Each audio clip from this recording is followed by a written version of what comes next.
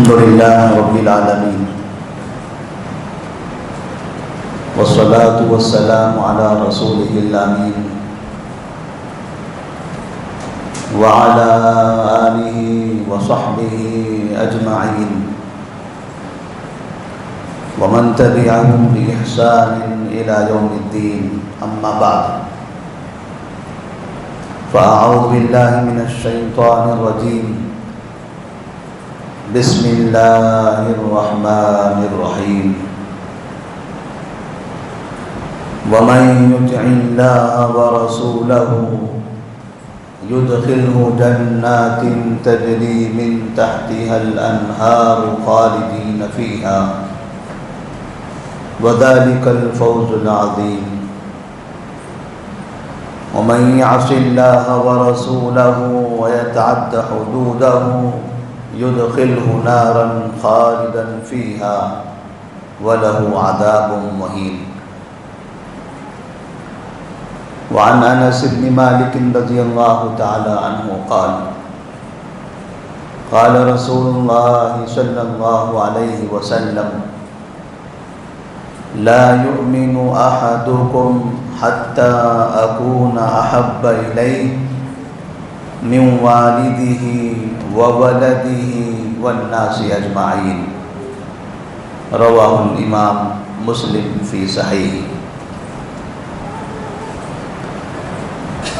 محترم حاضرین، انسانی دنیا میں جب کوئی شخص کسی سے محبت کا اظہار کرتا ہے، کسی سے محبت کرتا ہے، تو ایسی صورت میں جس سے محبت کرتا ہے اس کا وہ ساتھی ہوتا ہے، فرما بردار ہوتا ہے، اس کا وہ ہمدرد بنتا ہے.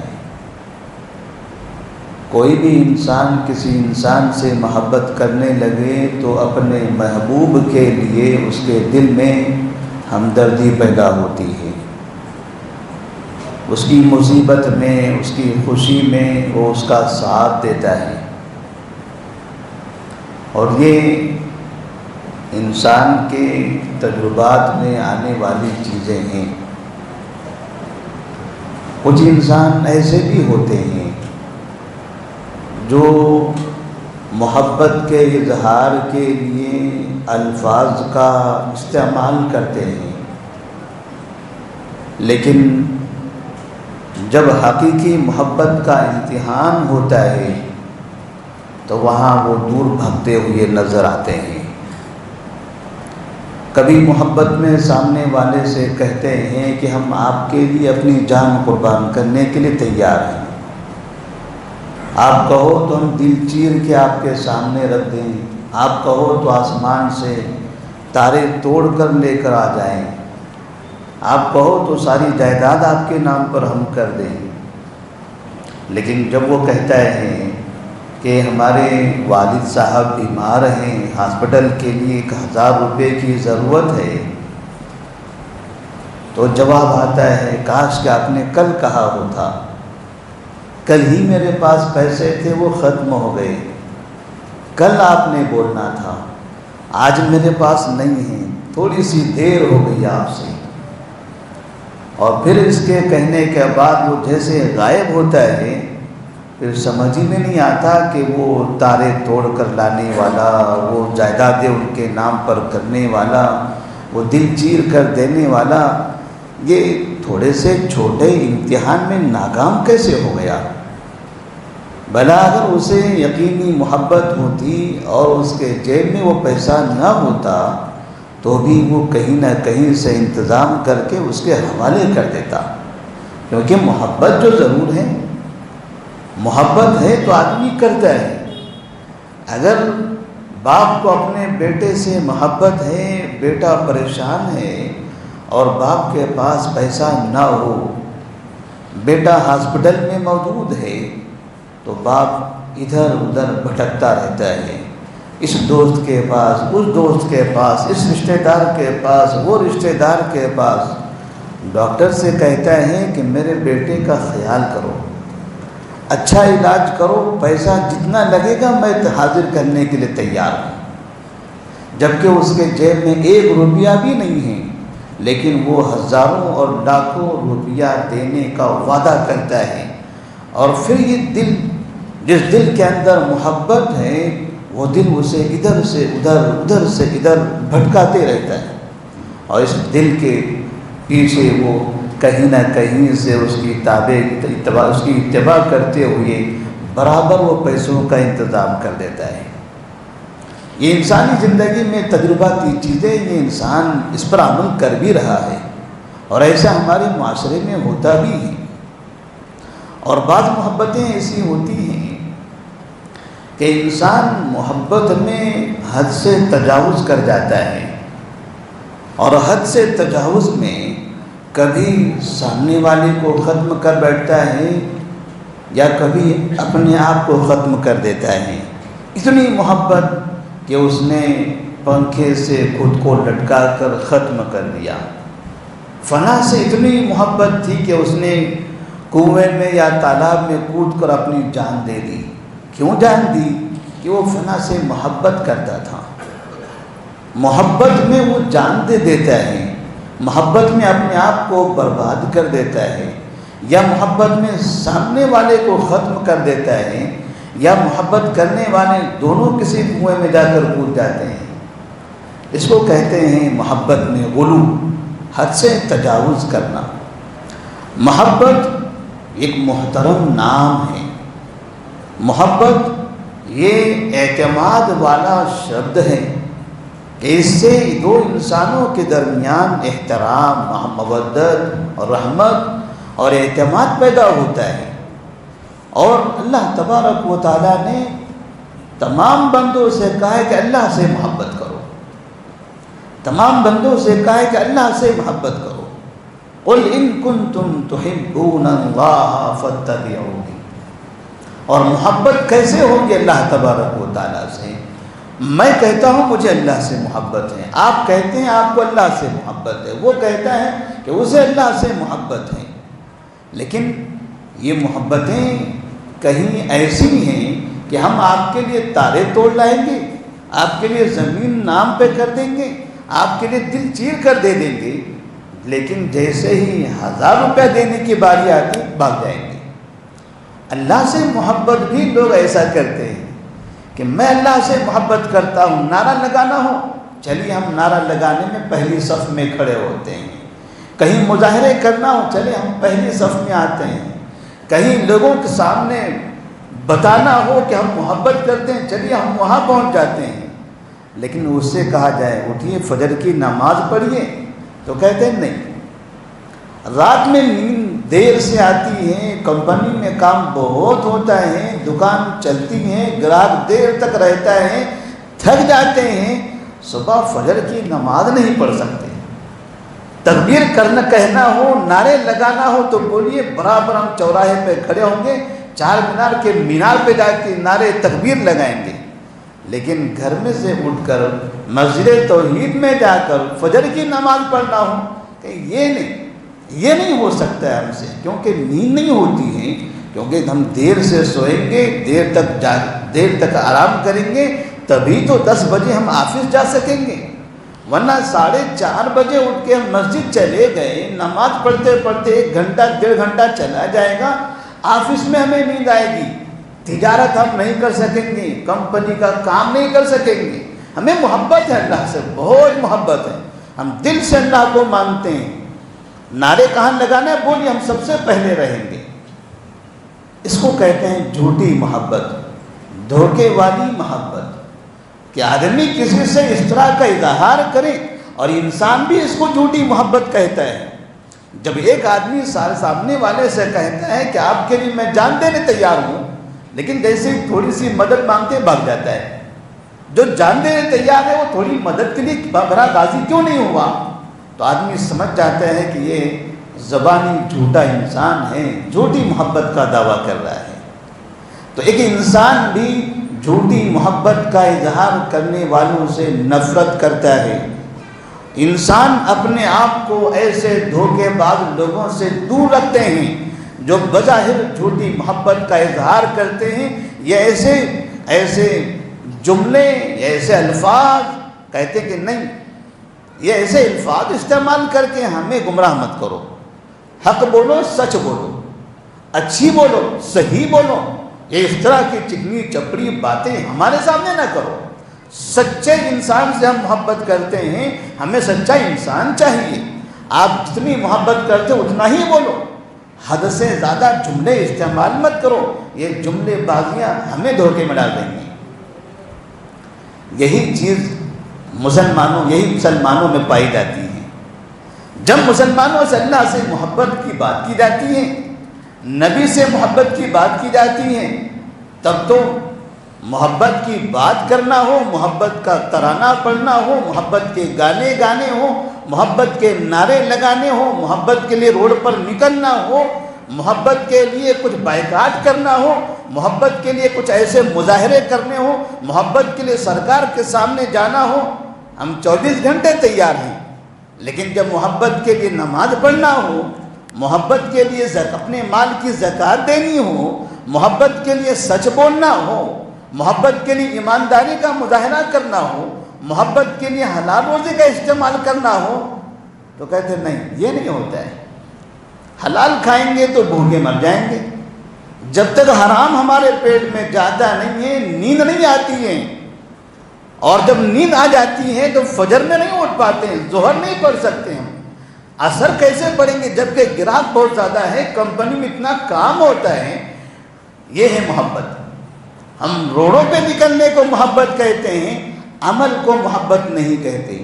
نبی کریم صلی اللہ علیہ وسلم نے ایک مرتبہ فرمایا تھا، لا یؤمن احدکم حتی اکون احب الیہ من والدہ وولدہ والناس اجمعین۔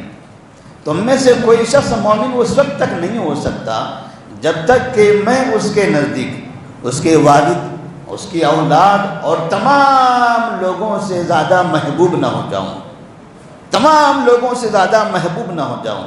ایک روایت میں من اہلہ و مالہ، اس کی بیوی، بچے، اس کے خاندان، اس کے مال سے بھی۔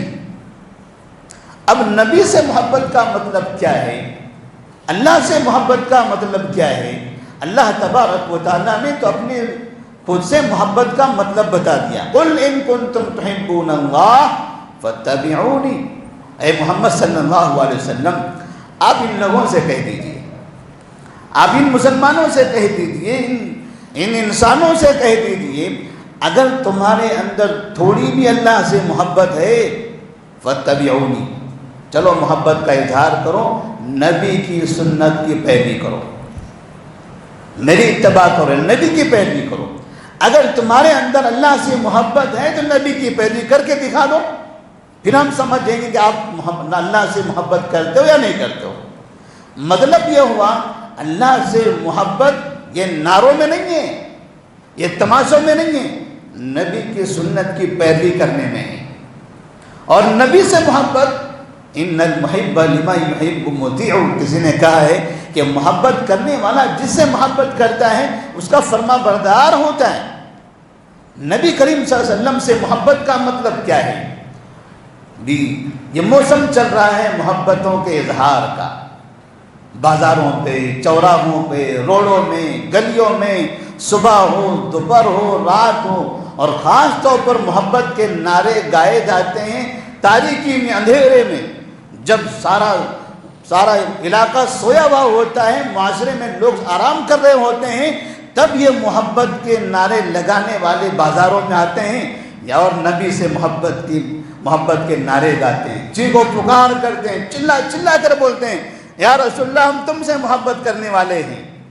لوگ سو رہے ہیں، شہر میں سناٹا چھایا ہوا ہے، لوگ آرام کر رہے ہیں، مسلمان آرام کر رہے ہیں، انہیں فجر کی نماز میں اٹھنا ہے، انہیں رات میں تہجد پڑھنی ہے، اور یہ نبی سے محبت کا نعرہ لگانے والے 12 بجے 1 بجے محلوں میں نعرے لگاتے گھوم رہے ہیں۔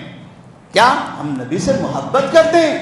یہ جھوٹی محبت، یہ محبت کا تماشا، یہ محبت کے ڈرامے، اس کو اگر محبت کہا جاتا، نبی کریم صلی اللہ علیہ وسلم نے کہا ہے کہ رات ہو جائے، عشاء کی نماز آپ پڑھ لو، آرام کر لو، آرام کر لو۔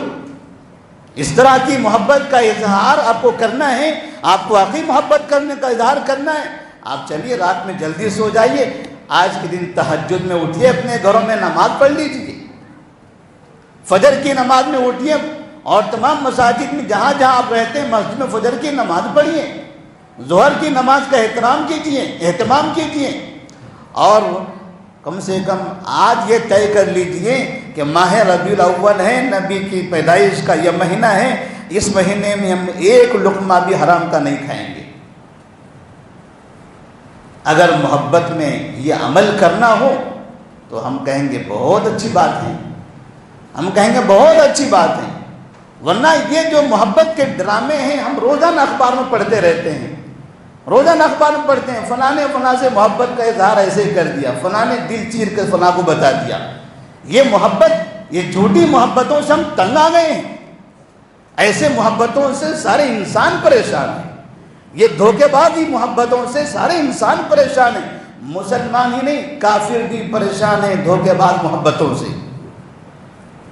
اور کوئی انسان اپنے خدا سے محبت اس میں دھوکہ دے، نبی سے محبت اس میں فراڈ کرے، نبی سے محبت کرتے ہوئے فراڈ کرتا ہے، نبی کو دھوکہ دیتا ہے اور کہتا ہے میں نبی سے محبت کر رہا ہوں۔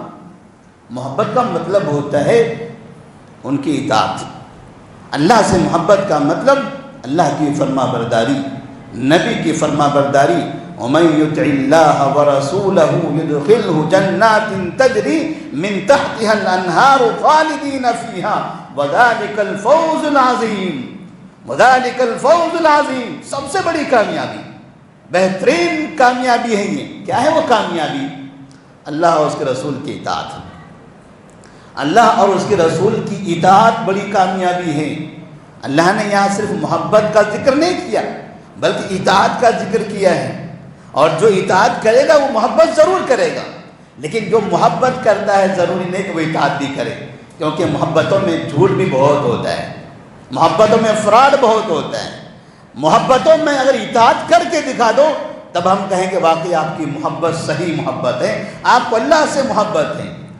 کتنے مسلمان آج بھی ربیع الاول کے مہینے میں ربیع الاول کی 1 تاریخ سے لے کر 12 تاریخ تک روزانہ شرک کرتے ہیں اور اللہ سے محبت کا ڈرامہ کرتے ہیں، روزانہ بدعت و خرافات میں مبتلا ہیں اور نبی کی محبت کا ڈرامہ کر رہے ہیں۔ نبی کریم صلی اللہ علیہ وسلم نے اطاعت کا حکم دیا ہے، اللہ تبارک و تعالیٰ نے یہاں تک کہ فرمایا اطیعوا ایھا الذین آمنوا اطیعوا اللہ واطیعوا الرسول، اے مومن اللہ کے اور اس کے رسول کی اطاعت کرو۔ اور محبت میں غلو، محبت میں حد سے تجاوز یہ بھی جائز نہیں ہے، محبت میں حد سے تجاوز کرنا یہ بھی جائز نہیں ہے۔ محبت کی ایک لمٹ ہوتی ہے، ایک حد ہوتی ہے۔ جیسے مثال کے طور پر اگر ہم اخبار میں ٹیلی ویژن میں پڑھتے لکھتے ہیں، دیکھتے ہیں کہ فلاں نے فلاں کی محبت میں اپنے آپ کو ختم کر دیا، بھلا کوئی انسان اس چیز کو پسند کرتا ہے؟ کوئی کہتا ہے کہ واہ کیا محبت تھی، بہت بڑا محبت کرنے والا، شاہجہاں سے بھی بڑا آگے نکل گیا، ایسی محبت، اتنا بڑی اتنی خطرناک محبت نے خودکشی کر لیا، اپنے آپ کو ختم کر دیا۔ ہم کہیں گے بیوقوف انسان ہے، ہم کہیں گے یہ بیوقوف ہے، یہ محبت نہیں ہے، یہ ڈرامہ ہے، اس کو محبت نہیں کہتے، کیونکہ محبت کی ایک حد ہوتی ہے۔ نبی کریم صلی اللہ علیہ وسلم نے کہا مجھ سے محبت کرو لیکن محبت بھی حد سے کرو، حد میں باقی رہتے ہوئے کرو، محبت میں حد سے آگے نہ بڑھو۔ لا تطرونی کما اطرت النصارى عیسی ابن مریم فانما انا عبد اللہ ورسولہ۔ تم محبت میں حد سے تجاوز کرتے ہوئے اتنا آگے نہ بڑھو جتنا وہ عیسیٰ علیہ السلام کی محبت میں آگے بڑھ گئے تھے۔ عیسیٰ سے اتنی محبت، عیسیٰ کون ہے؟ عیسیٰ تو خدا ہے، اللہ نے عیسیٰ کو نبی بنایا، یہ محبت میں کہتے ہیں عیسیٰ خدا ہے، یہ محبت میں حد سے تجاوز۔ نبی نے کہا میرے لیے مجھ سے محبت کرتے ہو، میری محبت میں بھی ایسی حد سے تجاوز نہ کرنا، میں اللہ کا بندہ، فقولوا عبد اللہ ورسولہ، تم کہو میں اللہ کا بندہ اس کا رسول ہوں، مجھے اللہ کا بندہ سمجھو اس کا رسول سمجھو۔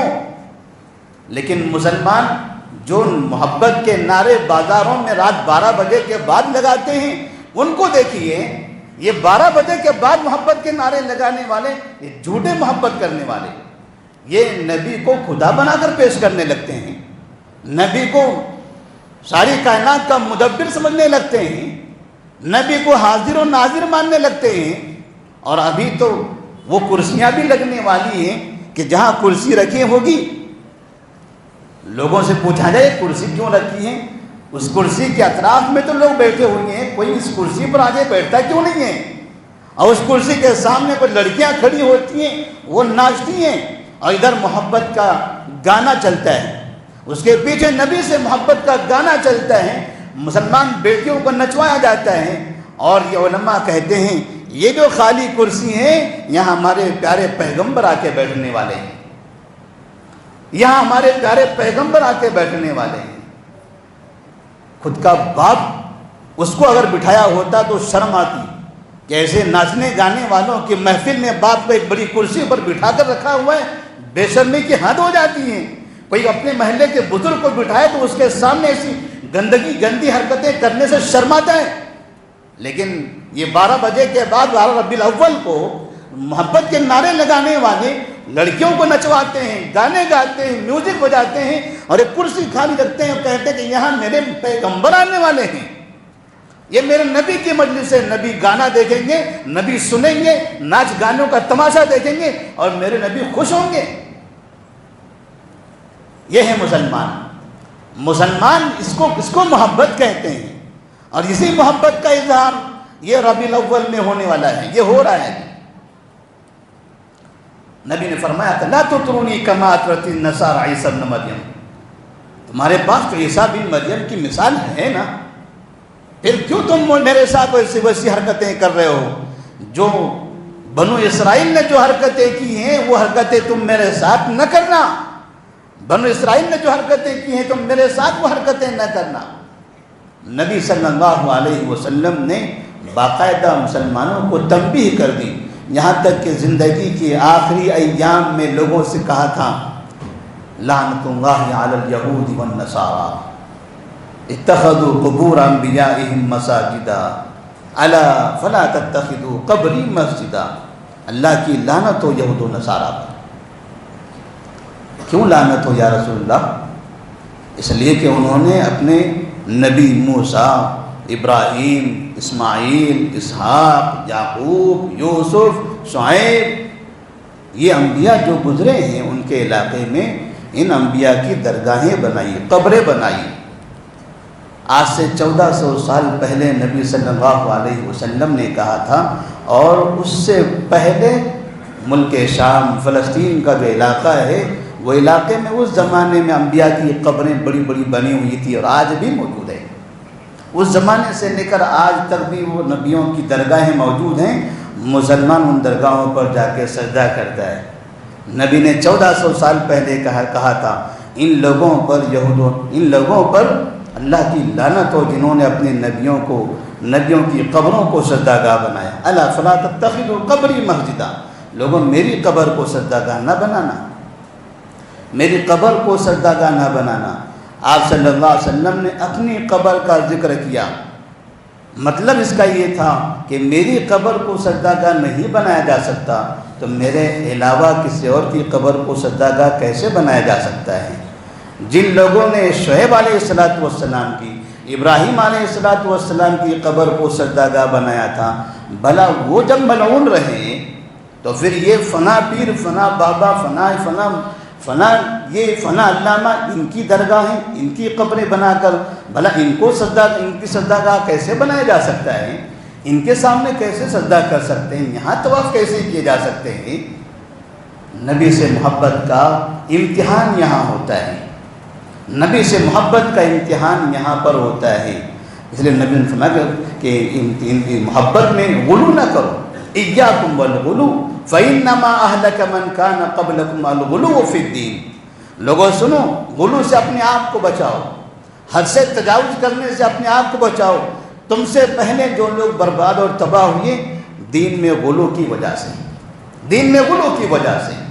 اور ابھی محبت کی جو محفل سجنے والی ہے 12 ربیع الاول کو، اگر واقعی ان مسلمانوں کو نبی سے محبت ہوتی تو 1000 بار توبہ کرتے، 1000 بار توبہ کرتے، کیونکہ 12 ربیع الاول کو نبی کریم صلی اللہ علیہ وسلم کے نام کا جشن منانا یہ حقیقت میں نبی کی توہین ہے، کیونکہ ربیع الاول کی 12 تاریخ کو نبی صلی اللہ علیہ وسلم کا انتقال ہوا تھا، وہ نبی کی وفات کی تاریخ ہے۔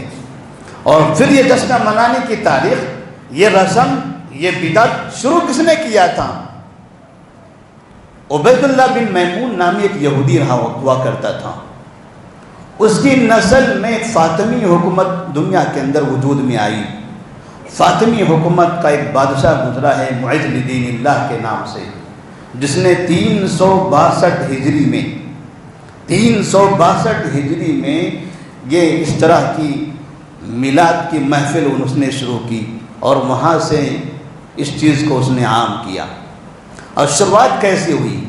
اس کی شروعات کی تاریخ کے بارے میں دیوبند کے ایک مشہور عالم دین رشید احمد گنگوہی نامی شخص، ان کی فتاوی رشیدیہ کے اندر اس کا واقعہ لکھا ہوا ہے کہ شروعات تو مصر سے ہوئی تھی، بعد میں یہ چل کر عراق میں آئی، اور موصل کا جو علاقہ تھا، موصل کے علاقے میں مظفر الدین اربل نامی جو حاکم تھا، اس حاکم نے اس چیز کو، میلاد کی اس محفل کو بڑھاوا دیا۔ کیسے بڑھاوا دیا؟ کہتے ہیں جیسے سفر کا مہینہ ختم ہونے کے قریب ہوتا تھا تو وہاں سے وہ گاؤں کو سجا دیتا تھا، جگہ جگہ چراغ لگا دیتا تھا۔ اب وہ زمانے کا تصور، اس زمانے کی وہ حقیقت دیکھیے، اور موجودہ دور کی وہ اتباع اور پیروی دیکھ لیجیے، کس طرح سے وہ شیعہ بادشاہ اور شیعہ حکمران کی پیروی یہ علماء اکرام، یہ مسلمان، یہ لیڈران، یہ نبی سے محبت کرنے والے کر رہے ہیں۔ کہتے ہیں کہ ماہ سفر ختم ہونے کے قریب ہوتا تھا، پورے شہر کے اندر وہ لائٹنگ لگاتا تھا، یعنی چراغ جلایا کرتا تھا، اور پھر یہ قوم کو ایک بڑے سے میدان میں جمع کرتا تھا۔ جب رات ہوتی تھی سارے لوگ دن بھر کام کاج کر کے میدان میں جاتے تھے، اور میدان میں وہاں پر گانے والی عورتیں، ناچنے والی عورتوں کو بلایا جاتا تھا، لوگوں کو ان کے ہاتھوں میں شراب کی بوتلیں دی جاتی تھی، لوگ شراب پیتے تھے، ناچنے گانے والوں کو دیکھتے تھے۔ کیا ہو رہا ہے؟ نبی کا میلاد ہو رہا ہے۔ کیا کر رہے ہیں؟ نبی کی میلاد پر جشن منا رہے ہیں۔ یہ مظفر الدین اربل نامی بادشاہ، اس نے نبی کے میلاد کے جشن کے نام سے شروعات اس طرح سے کی، اور جب 10-12 دن مکمل ہو جاتے تھے، ربیع الاول کی 10ویں تاریخ سے لے کر ربیع الاول کی 12ویں تاریخ، یعنی یہ 2 دن مسلسل وہ دن رات ناچنے گانے والے جو محفل جمی ہوتی تھی، ان لوگوں کے لیے بڑی سی دعوت کا انتظام کیا جاتا تھا۔ اور وہ دعوت کیا ہوتی تھی؟ بکرے کاٹنا، اونٹ کاٹنا، گائے ذبح کرنا، اور پھر یہ ناچنے جو 10-12 دن جو ناچتے گاتے رہے، شراب پیتے رہے، محفل جماتے رہے، یہ ان لوگوں پر صدقہ و خیرات، یہ ان لوگوں کے لیے بہترین دعوت۔ جب ربیع الاول کی 12 تاریخ ختم ہو جاتی تھی، کھا پی کے شراب نوشی کر کے یہ پھر آ جاتے تھے اور لوگوں سے کہتے تھے ہم میلاد النبی منا رہے تھے۔ اس چیز کو دیکھیے اور آج کے مناظر کو دیکھیے، بات وہیں جہاں برائی سے شروع ہوئی تھی، آج بھی برائی پر ختم ہو رہی ہے۔ آج بھی جو نبی سے محبت کا اظہار کرتے ہیں ان کے پاس بھی تقریباً وہی چیزیں ہیں، ناچ اور گانے بھی شروع ہو گئے۔ اب تو باقاعدہ اسٹیج پر لڑکیوں کو نچوایا جا رہا ہے، پیچھے ہی میلاد النبی کا نام کا جشن، اس کا عنوان لگا ہوا ہے، بہت سے بڑے بزرگ بیٹھے ہوئے ہیں، محلے کے لوگ بیٹھتے ہیں، 12 بجے 1 بجے 2 بجے تک ناچ رہے ہیں، گا رہے ہیں۔ کیا کر رہے ہو؟ نبی کی محبت میں خوشی کا اظہار کر رہے ہیں۔ اگر اس کو نبی سے محبت کا اظہار کہا جائے، کافر بھی نبی سے محبت نہ کرے، کافر بھی کہے گا اگر یہ نبی سے محبت ہے، نبی سے محبت کی یہ تعلیم اگر ہے تو اس سے ہم پناہ مانگتے ہیں، ایسی محبت کی ہمیں کوئی ضرورت نہیں ہے جس میں بربادی ہی بربادی ہے، اخلاقی برائی، عقیدے کی برائی، معاشرے کی برائی، مکمل برائی کا یہ مجمع ہے۔ ایسے بھلا نبی اور یہ برائی کی مجلس یہ کیسے ہو سکتی ہے؟ بھلا نبی صلی اللہ علیہ وسلم کو ایسی برائی کیسے پسند ہوگی؟ اس لیے کہ جو انسان جس سے محبت کرتا ہے اس کی اطاعت کرتا ہے، اس کی فرما برداری کرتا ہے۔ ہم نبی سے محبت کا اظہار کر رہے ہیں اور نبی کی توہین کرتے ہیں۔ نبی کی محبت کے دن محبت کے نام پہ مجلسیں منعقد کر رہے ہیں اور وہاں نبی کی سنتوں کی خلاف ورزی کی جا رہی ہے۔ اسی طرح سے نبی کی محبت کا ایک مطلب یہ بھی ہوتا ہے کہ اپنے مال کی حفاظت کی جائے، اپنی روزی کی حفاظت کی جائے، حلال روزی کا استعمال کیا جائے، حرام روزی سے محفوظ رہا جائے۔ محبت صرف نعرے سے نہیں ہوتی ہے۔ ہم بازاروں میں جا رہے ہیں، نعرے لگا رہے ہیں، 12 ربیع الاول کو یہ کام کرنا چاہتے ہیں۔ 12 نہیں، نبی نے سال بھر نبی کی اطاعت کا حکم دیا ہے۔ سال کے 12 مہینے ہمیں نبی کی اطاعت کرنی ہے، نبی کے راستے پر چلنا ہے۔ اتبعوا ولا تبتدعوا، اتبعوا ولا تبتدعوا۔ عبداللہ بن مسعود رضی اللہ تعالیٰ عنہ فرماتے ہیں نبی کی پیروی کرو، پیروی کرو، یہ نئی نئی چیزیں ایجاد مت کرو، نبی کی پیروی کرو، غلط کاموں میں ملوث نہ ہو، برائیوں میں اپنے آپ کو برائی کے دلدل میں نہ پھنساؤ۔ اسی طرح سے انسانوں کی خدمت کرنا، انسانوں کا تعاون کرنا، لوگوں کے لیے اپنے دلوں میں ہمدردی رکھنا، یہ بھی نبی کی اتباع اور پیروی ہے۔ نبی نے فرمایا تھا احب الاعمال الی اللہ سرور تدخلہ علی مسلم، بہترین عمل اللہ تبارک و تعالیٰ کے نزدیک یہ ہے کہ آپ کسی کی زندگی میں خوشی داخل کر دو، او تکشف عنہ کربۃ، یا کسی کی مصیبت کو ختم کر دو، او تقضی عنہ دینا، یا کسی کا قرض ختم کر دو، او تطرد عنہ جوعا، یا کسی آپ بھوکے کو کھانا کھلا دو۔ انسانوں کی خدمت بھی، خاص طور پر جب وہ مسلمان ہوں، ان کی خدمت، ان کو کھلانا پلانا، ان کی زندگی کے لیے آسانیاں مہیا کرنا، یہ بھی اللہ تبارک و تعالیٰ اس کے نبی کے پاس محبوب عمل ہے، محبوب عمل ہے۔ اب یہی کام ہمارے اس ملک کے اندر ہمارے اسلاف میں سے بعض لوگوں نے کیا تھا اور کچھ زمینیں وقف کر رکھی تھی، کچھ زمینیں وقف کر رکھی تھی۔ ان لوگوں نے یہ سوچ کر کہ آئندہ آنے والی نسلیں، ہماری قوم، ہمارے مسلمان یہ زندگی پر ہماری اس وقف کی جائیدادوں سے اپنا پیٹ بھریں گے، اپنی ضرورتیں پوری کریں گے، مستقبل میں یہ ان کے لیے سہارا ہوگا، ان کے یتیم بیوہ مساکین کے لیے یہ باقاعدہ ان کی زندگی کو مرتب اور منظم کرنے والی چیزیں ہوگی۔ لیکن افسوس ہوتا ہے ابھی چونکہ ہمارے پاس اوقاف کے مسئلے چل رہے ہیں، وقف کا چرچا ہو رہا ہے، وقف کی حفاظت کرو، اوقاف کی حفاظت کرو، اس کے لیے ووٹ دو، اس کے لیے فارم بھرو، اس کے لیے ای میل کرو، اس کو فنا کرو، یہ فنا کرو۔ آپ کو پتہ ہے مسلمانوں کی اوقاف نے مسلمانوں کی معیشت کو، ان کے دین کو برباد کیا ہوا ہے۔ جتنا وقف مسلمانوں کا ہے اس میں سے 80% وقف صرف شرک کے لیے ہے۔ یا تو فنا درگاہ کے لیے 100 ایکڑ زمین ہے، فنا درگاہ کے لیے 200 ایکڑ زمین ہے، فنا درگاہ کے لیے 500 ایکڑ زمین ہے، فنا عاشور کھانے کے لیے 500 ایکڑ زمین ہے، فنا کے لیے اتنی زمینیں ہیں۔ کرنا کیا ہے؟ ہم بادشاہ ہیں، آج ہم اس دنیا سے چلے جائیں گے، ہمارے مرنے کے بعد یہ 500 ایکڑ زمین میں فصل اگانا، اس سے کمائی کرنا، اور یہ جو درگاہ ہے اس درگاہ کی پرورش کرتے رہنا، یہ عرس بنانا، میلے لگانا، اور پیسوں کی ضرورت پڑے تو اس کے لیے یہ 500 ایکڑ زمین سے آپ مدد حاصل کرتے رہنا۔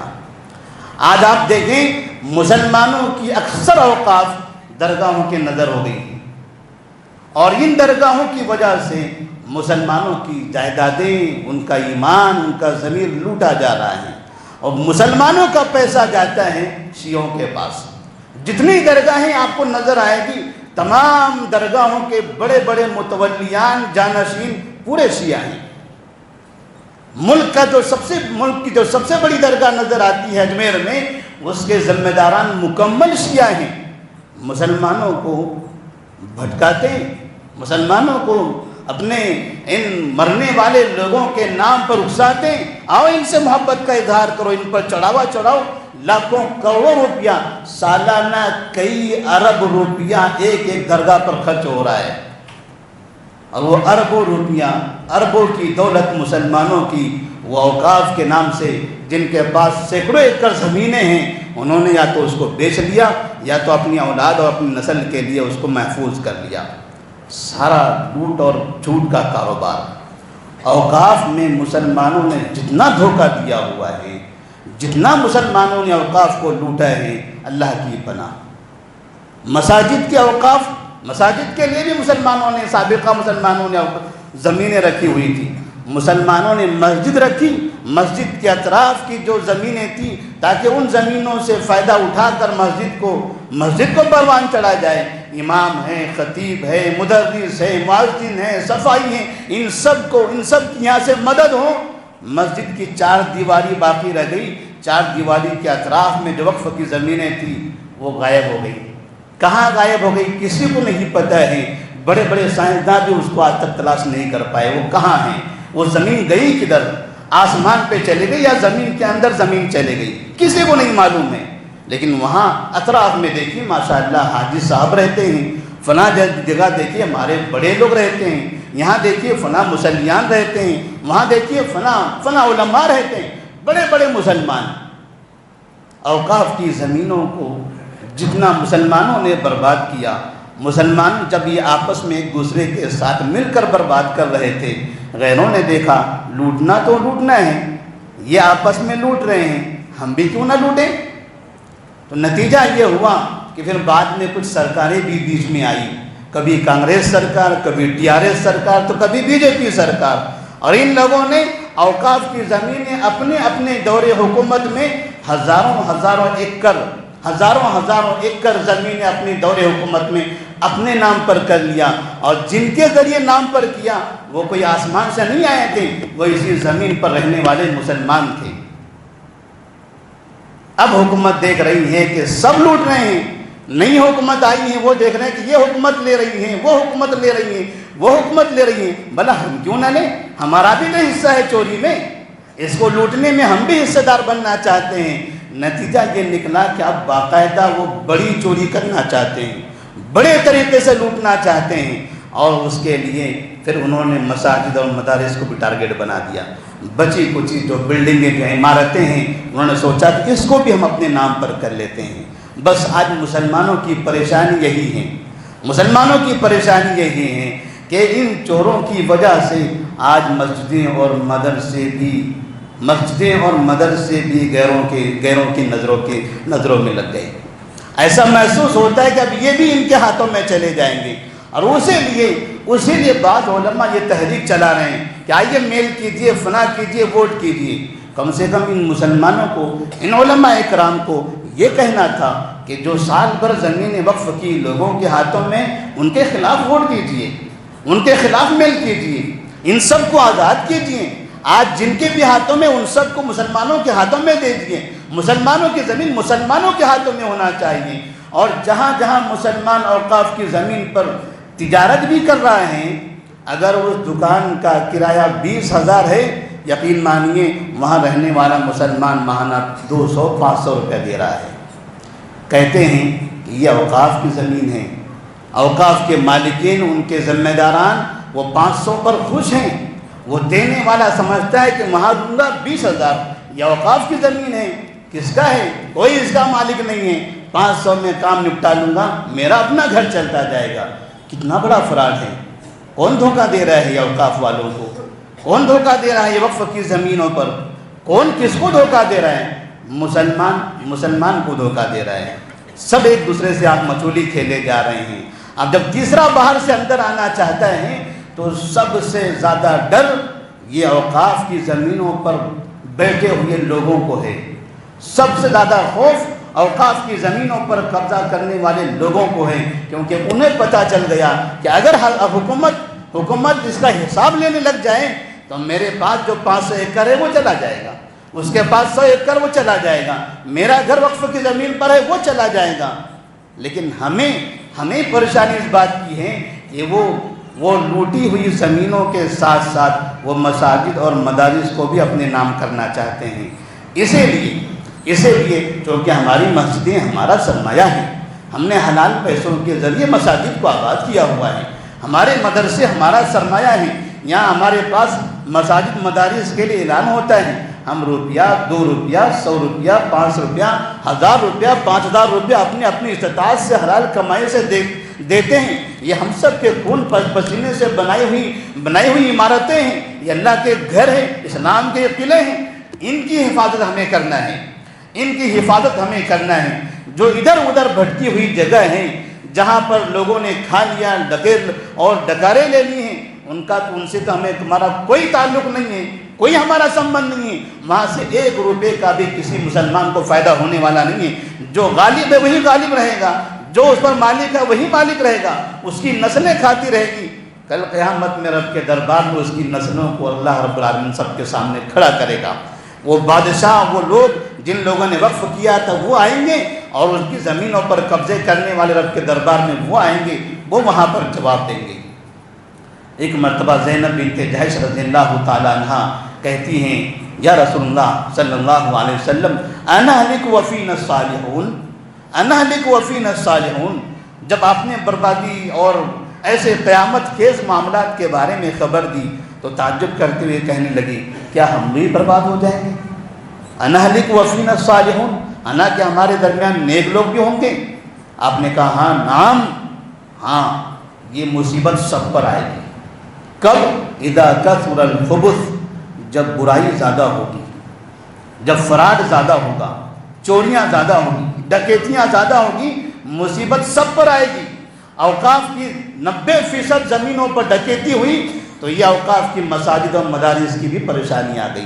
اللہ سے دعا کریں اللہ تبارک و تعالی ہمارے مساجد اور مدارس کی حفاظت فرمائے.